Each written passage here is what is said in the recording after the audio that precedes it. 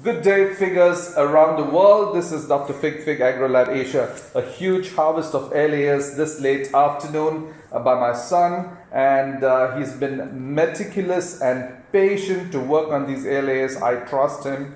And let's see what's in store for us. So this one here is CDD Giganta, one of my favorites. You can see the roots all across, okay? And this one here is Madeline of Two Seasons. Okay, then we have Fetifero, which many have liked in the past. This is Andriva. This one here is Vernia, and lovely roots on the Vernia. This one is a French cultivar. This is Paradiso, a tiny little plant. And this one is my favorite.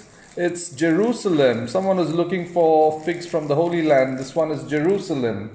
Eliseo. And there's another one here. This is Kaderi di Jabbar. This one is from the Middle East. Grows very well. Tiny fruits, but delicious. This one here is Battaglia Green. Lovely roots on it. Azender Pantarella. Pardon my pronunciation here again. Lovely roots on this one. Here it is, Verdel Negra, Mirala. Okay, and some more. This is T50. This one is what we guys have to watch out for. It's a fantastic fig. One must have this in their collection. No, I'm not selling this one.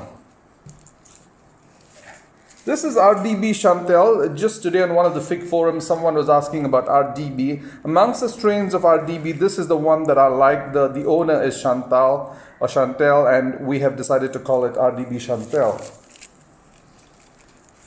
Atriano, prolific, strong, great plant, and always does well, never fails you. If you need one fig, that's Atriano. Good in size, delicious, but to each their own. This is Salam, and here we have Cascais. This one is one of my favorites. For those of you who would like to know more about Cascais, you should check out Fig Agro Lab Asia. We have pictures there.